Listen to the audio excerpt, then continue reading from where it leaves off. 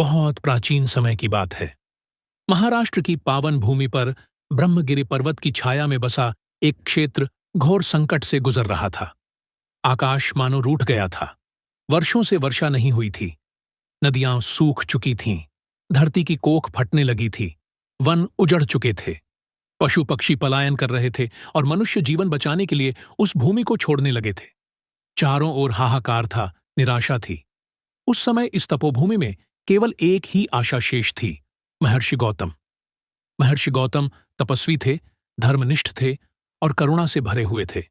उन्होंने संकल्प लिया कि चाहे कुछ भी हो जाए, वे इस भूमि को फिर से जीवन देंगे। उन्होंने अपने प्राणों की परवाह किए बिना 6 महीने तक कठोर तपस्या की। दिन रात उन्होंने भगवान वरुण का स्मरण किया, जल के देवता से प्रार्थना की। उनकी तपस्या इतनी प्रबल थी कि स्वयं वरुण देव प्रकट हुए। वरुण देव ने महर्षि गौतम की करुणा और तप से प्रसन्न होकर भगवान शिव से निवेदन किया कि इस भूमि को जलदान दिया जाए। भगवान शिव ने अपनी दिव्य शक्ति से एक विशाल गड्ढा बनवाया और वरुण देव ने उसे पवित्र जल से भर दिया। जैसे ही जल एक धरती को स्पर्श करता गया, चमत्कार होने लगा। सूखी भूमि हरियाली से भर उठी। वृक्षों पर फिर से पत्ते आए। पक्षियों का कलरव लौट आया। पशु और मनुष्य फिर से उस क्षेत्र में बसने लगे। चारों ओर जीवन लौट आया। महर्षि गौतम की महिमा दूर दूर तक फैलने लगी। पर जहां महिमा होती है, वहां ईर्ष्या भी जन्म लेती है।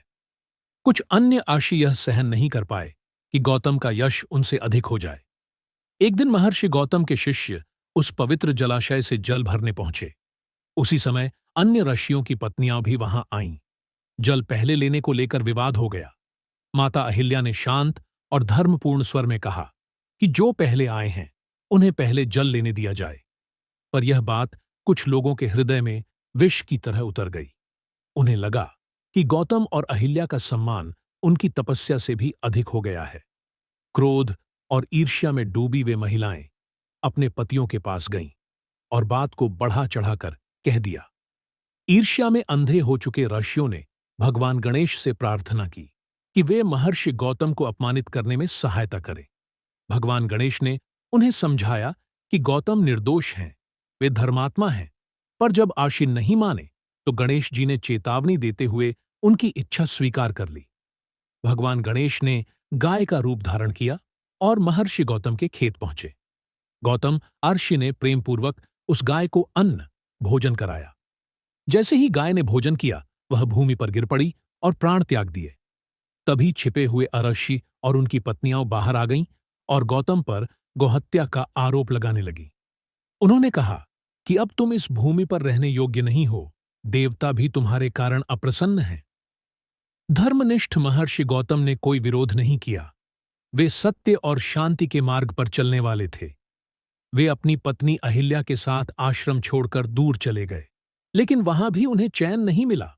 वे आशी बार बार उनका अपमान करते रहे, यहां तक कि अग्नि का उपयोग भी उन्हें करने से रोक दिया गया। तब महर्षि गौतम ने निश्चय किया कि चाहे दोष उनका हो या न हो, वे प्रायश्चित अवश्य करेंगे। ऋषियों ने अत्यंत कठिन शर्तें रखीं।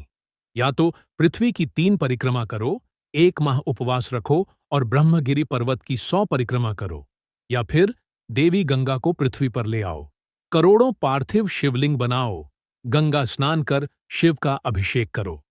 महर्षि गौतम ने असंभव को ही अपना मार्ग बनाया।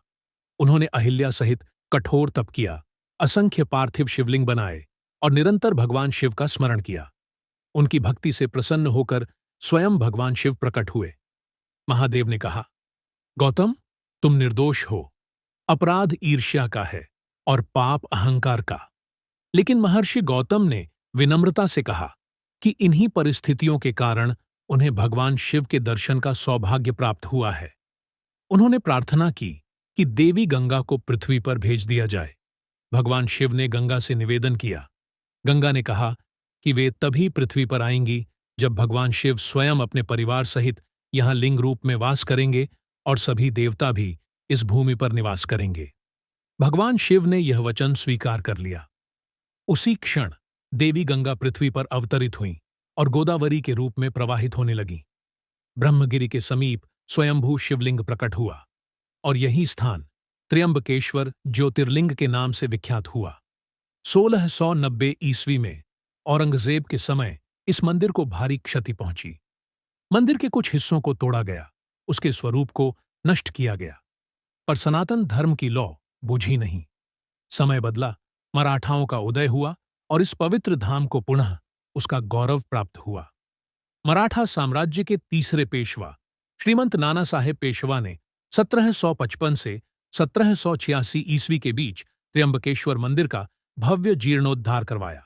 काले पत्थरों से निर्मित, भव्य नक्काशी से सुसज्जित यह मंदिर आज भी मराठा वैभव और सनातन संस्कृति की विजय का प्रतीक है। आज त्र्यंबकेश्वर ज्योतिर्लिंग के दर्शन को अत्यंत दुर्लभ और पुण्यदायी माना जाता है। यहाँ भगवान शिव त्रिमुखी स्वरूप में विराजमान हैं, जो ब्रह्मा, विष्णु और महेश तीनों का प्रतिनिधित्व करते हैं। मान्यता है कि यहाँ दर्शन और गोदावरी स्नान से जन्म जन्मांतर के पाप नष्ट हो जाते हैं, मोक्ष का मार्ग प्रशस्त होता है, काल सर्प दोष और पितृदोष से मुक्ति मिलती है। यहाँ का वातावरण ऐसा है कि मन का भय, तनाव और नकारात्मकता स्वतः समाप्त हो जाती है। नंदी जी के कान में सच्चे मन से कही गई हर बात महादेव तक अवश्य पहुंचती है।